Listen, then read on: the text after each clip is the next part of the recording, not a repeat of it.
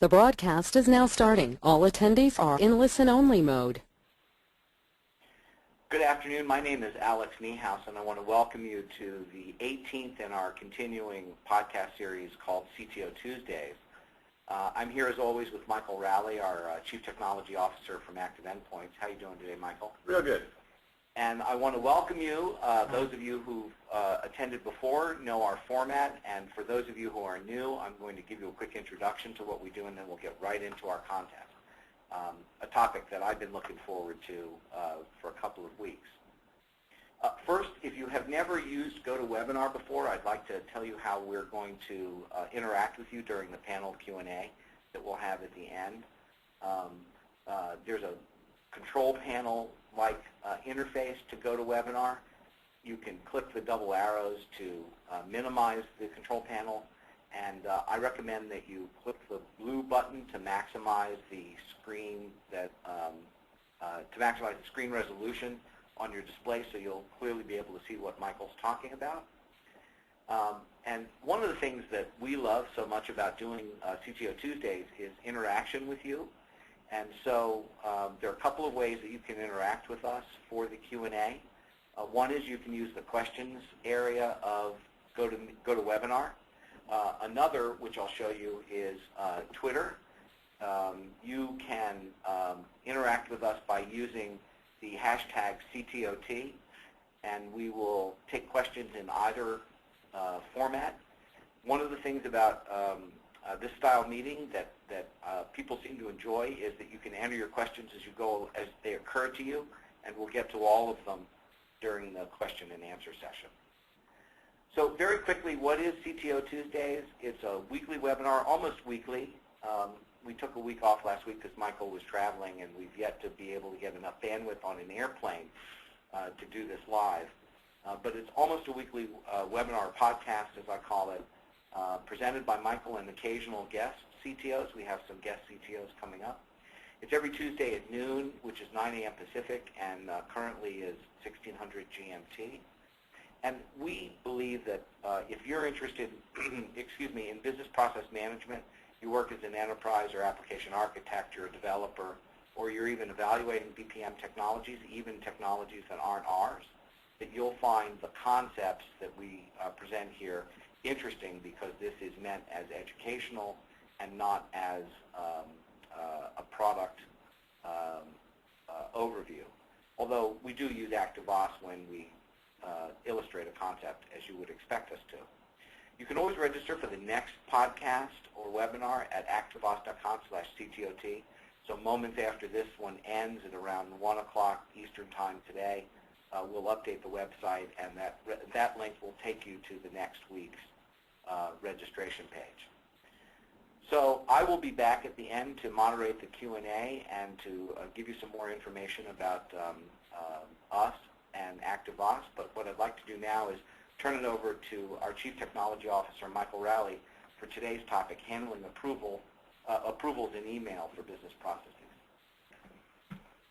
Thanks, Alex.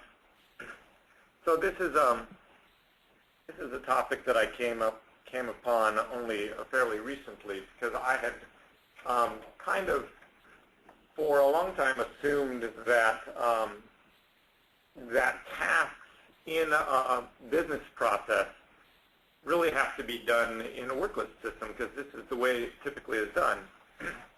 And there's as you may know from previous CTO Tuesdays, there's a standard called WS Human Task that describes the best way to create a worklist-based system, and that ours is based on, and that any worklist system really should be based on this standard.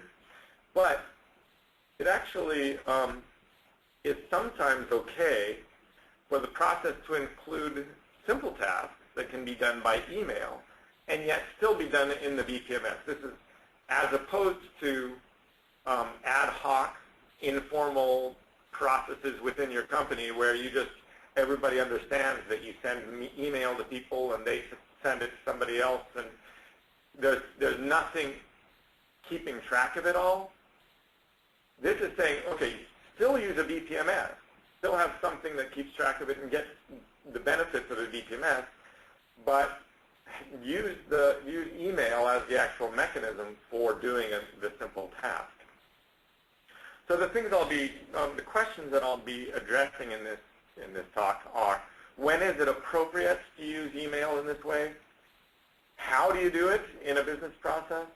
And there's some interesting technologies that you use in order to make this possible. And then how can this fairly simple technique be extended in a variety of ways and reused? So first, I'd like to review work list-based tasks.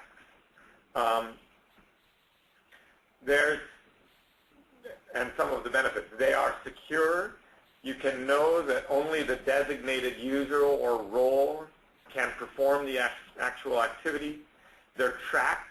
The BPMS includes out-of-the-box reports that show outstanding tasks and how long it's taking for tasks and where there are groups and unclaimed tasks and a whole infrastructure there. And the task itself can be complex. There can be, the user might have to specify a lot of data through forms, possibly with repeating elements. The task might have to present a lot of information to the user. Maybe that information will come from other services and all be brought together into a rich internet application style of interacting with the task. And with the BPMS, based on people for people, you can easily escalate tasks where escalation is things like notifications when it's taking too long, or reassignment to somebody else when it's taking too long, because they're kind of built-in qualities. But the main downside is that some people don't want to have to log in, I would say, is the key. And let me just remind you about the work list-based task and what they look like. This is a task that I've shown in previous episodes, and it's got something for reviewing loans for approval. And you can log in to the loan representative can log into ActiveVOS Central and get a list of their loans, can claim things to work on, and then see it in a preview plane, double-click on it. There are actually some characteristics of this that is kind of built to be similar to Outlook mail client, such as the ability to open new tabs for things that you care about. And then when you're working on it, you can do things like decline it and fill in fields, and if you have more than one reason, you can have multiple rejection reasons, and you can add attachments, and you can see the history of the task and the details. So all of this are nice capabilities in this full-fledged task management system. Okay?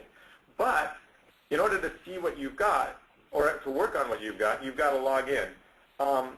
There is the ability to get an RSS feed that shows you when you've got new tasks, but you don't work on the tasks there. You just get notified that you've got a new one, and you still have to come into this work list system. So when you don't want that, there we go. So in some cases, you can do things by email instead. The one nice thing about email is people are continually working, or I know I am continually working in my email anyway. It's simple. I already have my own approaches to keeping track of what are outstanding emails, things I have to do through the email system, the task system. If you can do it by email, then you can complete a task by just a single click, not with click to log in, click to go to a claim, click to approve, all the rest of it. You're done just by a single click. And you can forward the task to somebody else. So some of the capabilities in a work list system where you forward things around can similarly be done by email in a less somewhat less formal way, anybody you've got the email address of, you can send it to and say, what do you think? When doing things by email, the person that ultimately does the task is not authenticated. That's kind of one of the other side of one-click completion is that there are no clicks related to logging in. So anyone who has gotten a copy of an email will be able to perform this task. But there are times when you've got either individual tasks or entire processes where there really isn't a lot of threat. The risk is low. You've got other ways of determining whether or not it really happened or not, that it's acceptable to handle that. Plus, it's especially useful for infrequent tasks because for going to people that aren't regularly working in their workload system and that they're just more frequently just working in email. And the last point is that this style of interaction is primarily appropriate for tasks that can be done with a single click, meaning approve or not approve is the most classic example. So the scenario I'm going to show is that is a vacation approval process. Employee wants to go on vacation for a certain date. Boss needs to approve. You would like some record of the request for approval and the denial and maybe some other processes around this. But you really don't need the boss to be sitting on their work list system to achieve this. It really can be fairly low key. So let's go to the business process. I've got this vacation approval process. Vacation approval request will come in from a form, and you'll get a request, a response to the initial request for it. There will be this approval by email sub-process, and this is something that will be reusable. I'll go into the details of this later on what actually happens there. And then you'll send an email to the person saying whether or not it's approved or not. So let me walk through the actual runtime. So I've got this same guy. I'm going to go to the form for requesting vacation approval, and I'm actually going to request one for myself. And I like having a capital R. And I'll go to active. This is me. I'm going to say that I'm at classic.customer@gmail.com. That's an account we happen to have laying around. I'm going to say that boss's email is ActiveVOSCTO@gmail.com. I want to go on vacation starting the 31st, tomorrow. I'll go for 2 days. Send a request. I'm given a little request number, so if ever I need to ask about it, I can say, you know, what happened to that request? This has kicked off a request. You can see this new vacation approval request that's going on. We're into the approve by email. It's sent the original email, and it's waiting for an answer. So now I can see this is my Gmail account for this for the boss. I see you got vacation request from Michael Rowley. I'll go in and say, Michael Rowley would like to take vacation starting on 3/31.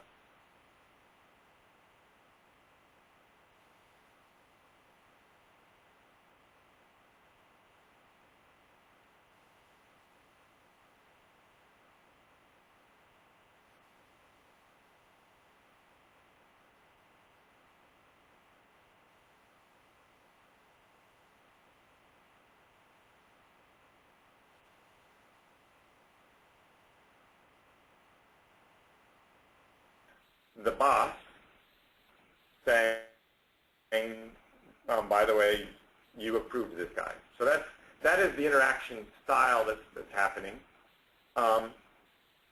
Now let's go into more of how I got this to work.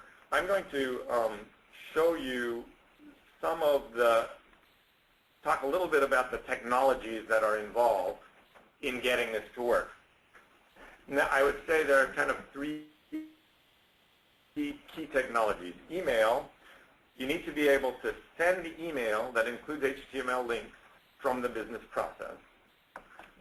REST, it's actually the acronym you don't need to know too much about, representational state transfer, but this first sub-bullet is what you really need to know, which is there has to be an ability to send a message into a process that's waiting for a message by merely clicking on a URL. And the URL itself contains parameters, some parameters for identifying what process we're talking about, and some for giving the answer. So in this case, I've got this URL. The key thing is this little question mark in the URL that's for the query parameters section. One says answer is denied if it had been denied, and the other one is the request number. And then the last thing is how do you get the URL? And we're going to make use of this concept of URN mapping. A URN is a uniform resource name as opposed to a locator or identifier. And we're going to make use of the ability of the runtime to map these fairly logical names into a more physical address. So let me show how these capabilities are used in the process. So I'll go to the process itself, and first I want to say that all of this capability for approving by email I've put into this collapsed sub-process. One value in doing this as a collapsed sub-process is I can use it more than once. If I've got a bunch of steps that are all could be handled by using email, I can do something like add this to the palette. So this is something you might not have seen before. You can create custom palette entries, and you can see it just showed up under this little custom section. And I can say, like, email approval. And then everywhere I want, anytime I want to be able to do an email approval, I'll just drag it in and then drill into it and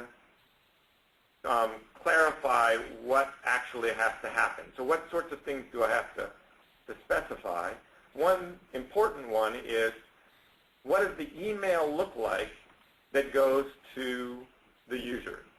This is the most important piece of this, is how do you actually construct this, this email? There's going to be aspects of it that is the body of the email, which shows what is being approved. I'm using the xQuery capability.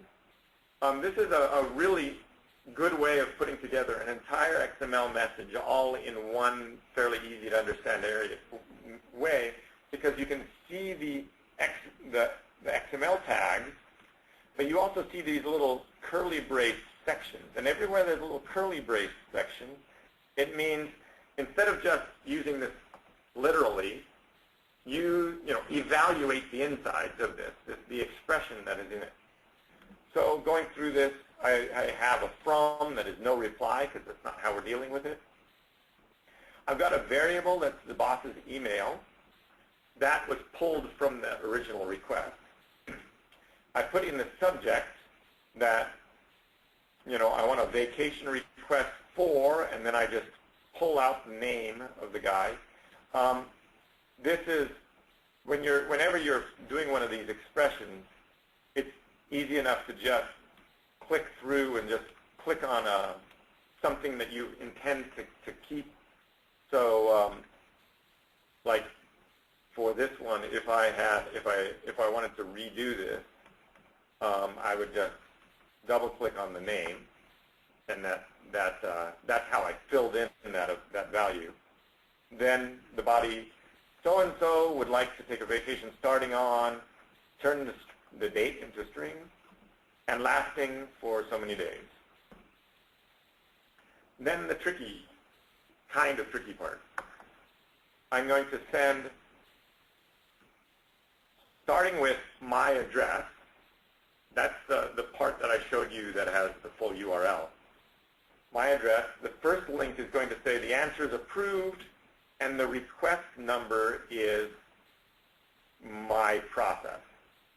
The next one is going to say same address, only this one is going to say the answer is denied, and the request number is the same process.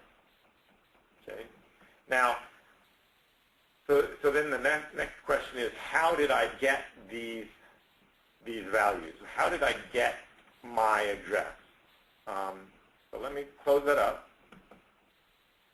and go to the let me show the process variables view, and I can see there's my address, which has got an initial value that is making use of the URN capabilities. It's resolving a URN that is this REST URN that I've talked about with my address of the REST EPR. EPR stands for endpoint reference. So if I flip to my console, I'm flipping to my console, I can see there's these mappings that say every time you get this in a URN, map it to something real. And what to map it to. This is where I can provide my machine name. Now, a lot of this capability of how do I construct the right URL in order to send the right email, you really don't. You have to figure it out once, and then you can, from then on, ignore it. Or, in fact, what I'm going to be doing is I'm going to be putting this project in the coming weeks and days or weeks up on the website so that people can play with this if they're interested in it. So you can see the way I've done this.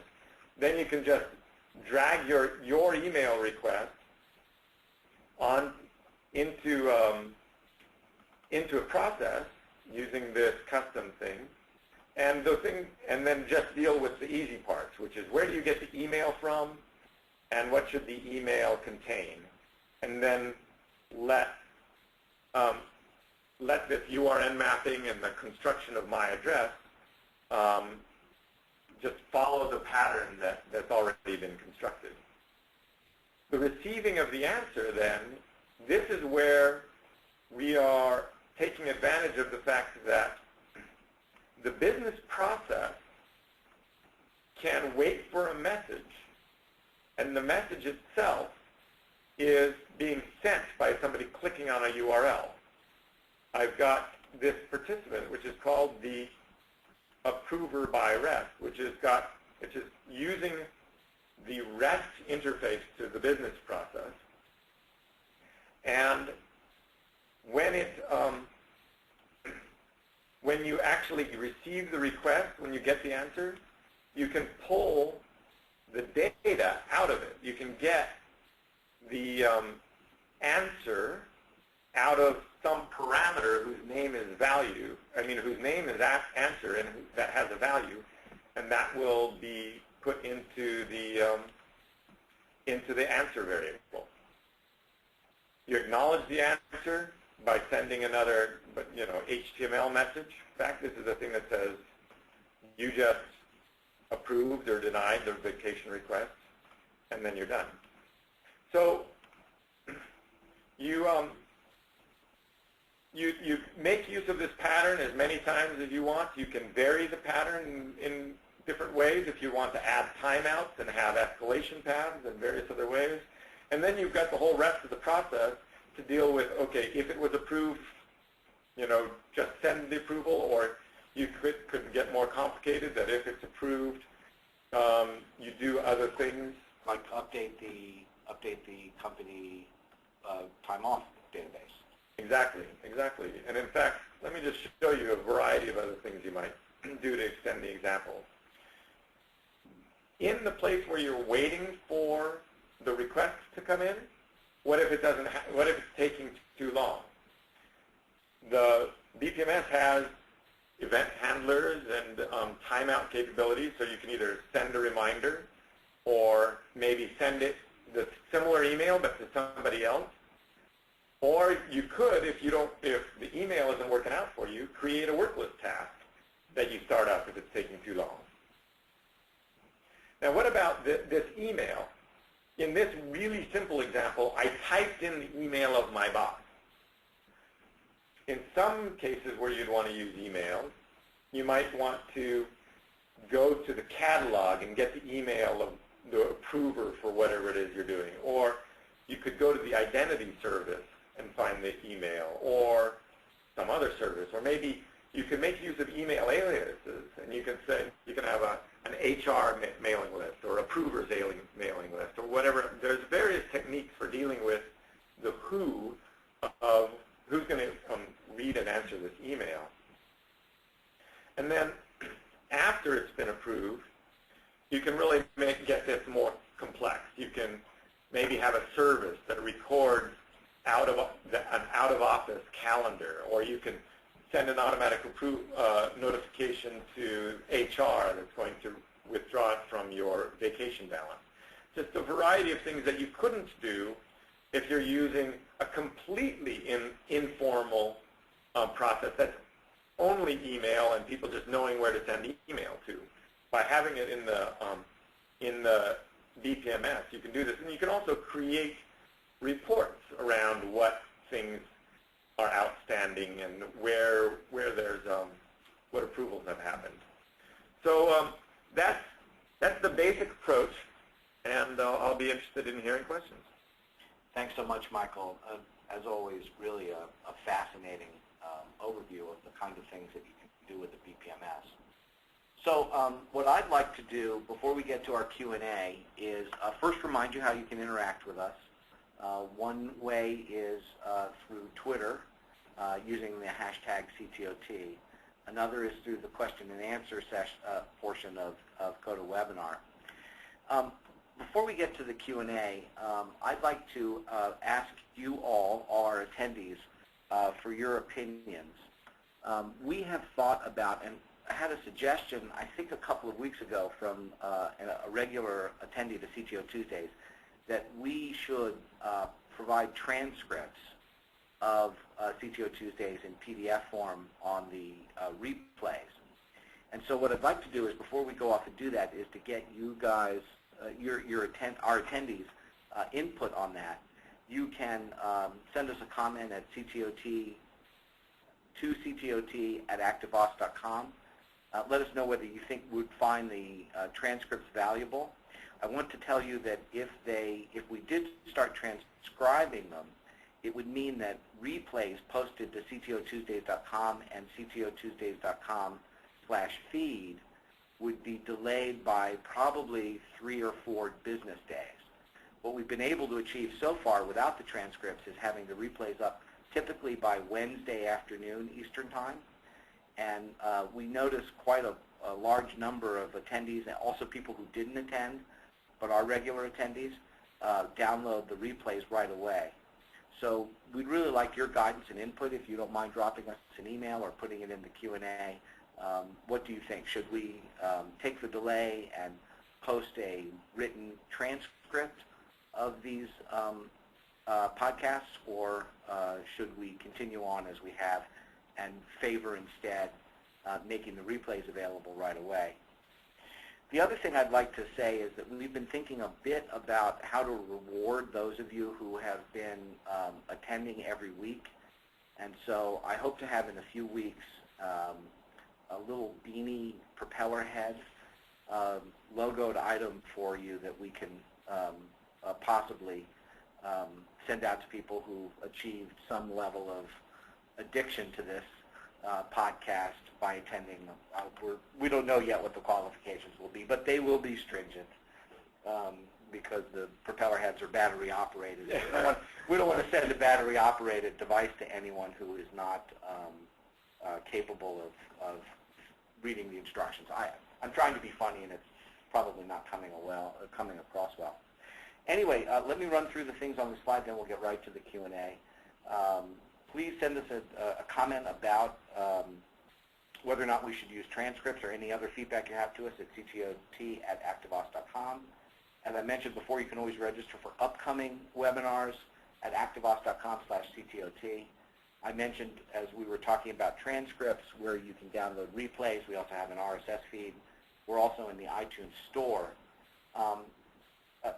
The ActiveVOS website, we've been doing quite a lot of work on it lately, and Michael mentioned in passing that he's going to post this sample to the ActiveVOS website. I thought what I might do is show you a little bit of what the sample apps page that was just changed yesterday looks like and what you might be able to take advantage of there. So at the moment we have 4 applications up. By the way, from our home page, you access the sample applications section in our Start Here sample apps links. So there are 4 apps, and each app has a short description along with some very clever documentation. So for the quote processing sample application, there's a user's guide, and portions of this demonstration are in fact hosted online. So you have to do nothing other than print out this user's guide and begin to get experience of using the application yourself online. We host that. The other document that's available in some sample applications is a design guide, which will help you understand how to use the application at a detailed level. For all of the applications, we have the processing artifacts, the application's artifacts, which are downloadable as a zip file. So this includes the people that would be necessary to run the application.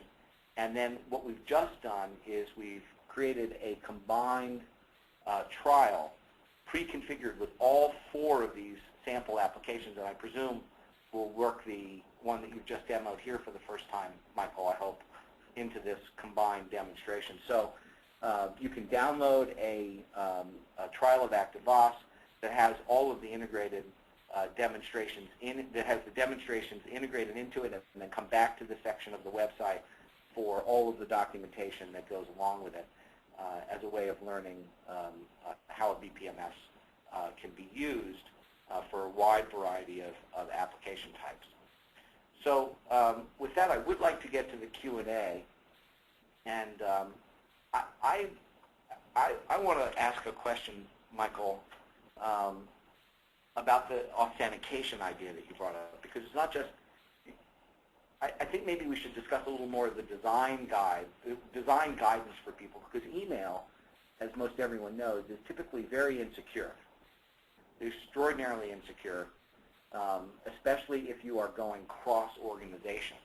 So for example, if you needed I don't know why in this example, but if you needed someone outside the company to approve this request, it's likely that the message would go over an unencrypted network, very likely. So as you were talking about the advantages of email, I was thinking, this is kind of a significant disadvantage. I just want to get your thoughts on whether or not using an ancillary technology like email is worth it in these low impact processes, given the security risks. Yeah, it's certainly something that you need to be aware of, the fact that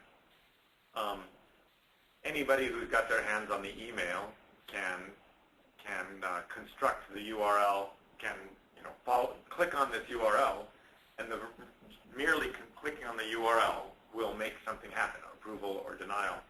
And it's kind of the combination of the use of email and the URL that makes it so that it's open to issues because, yes, you log into your email account with a password, but because the email contains a URL that can be clicked on, and that is not doing any authentication. There is no mechanism for that.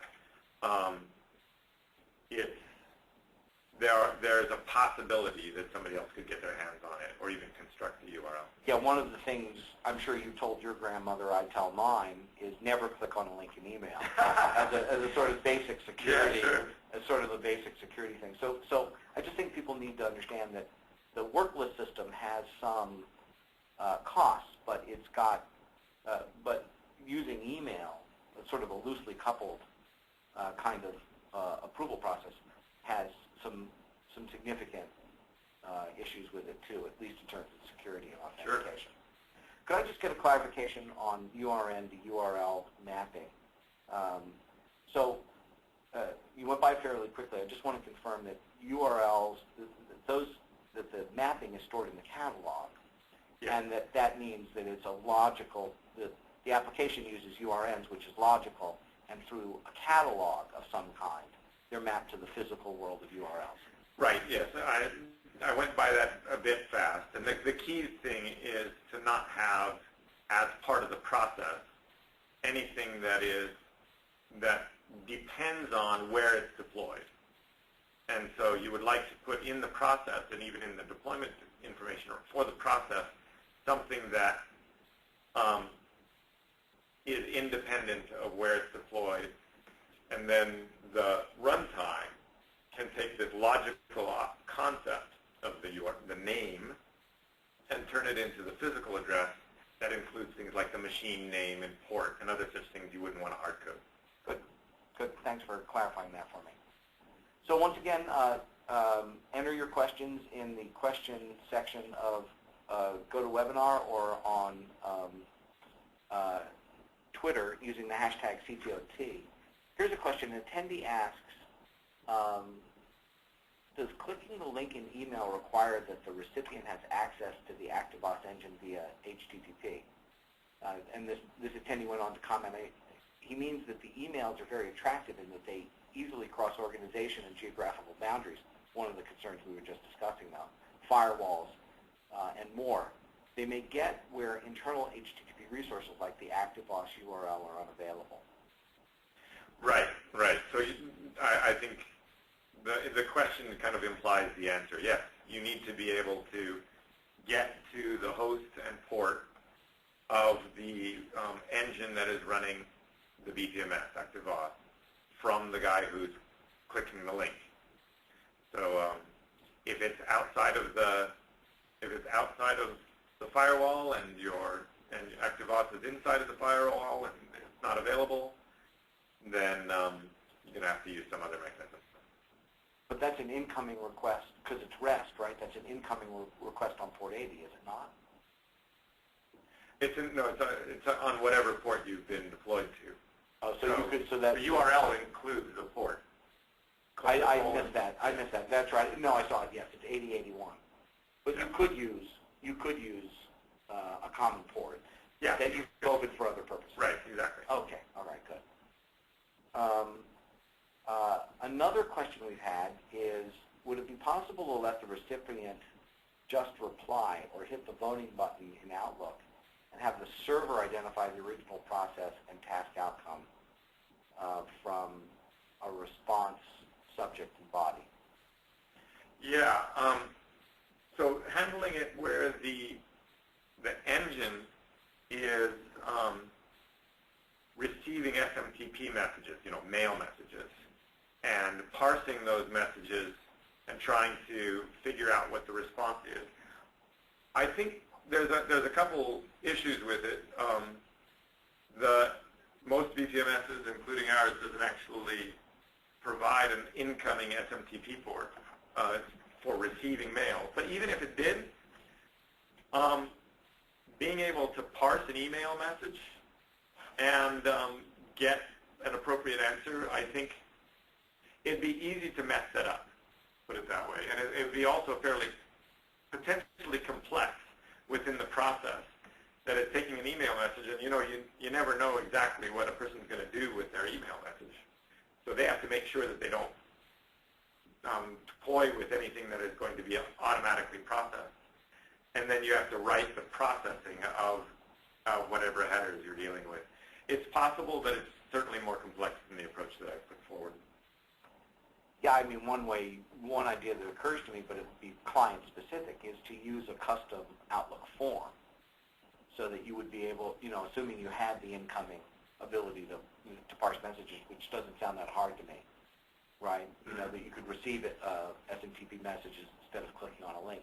You could use an Outlook form, which are pretty easily designed, and a little VB script behind it to always produce the right. Then the user could click a button and it would always produce the right email, which you would not have to parse in any specific way. You would just know it. Right. It's not.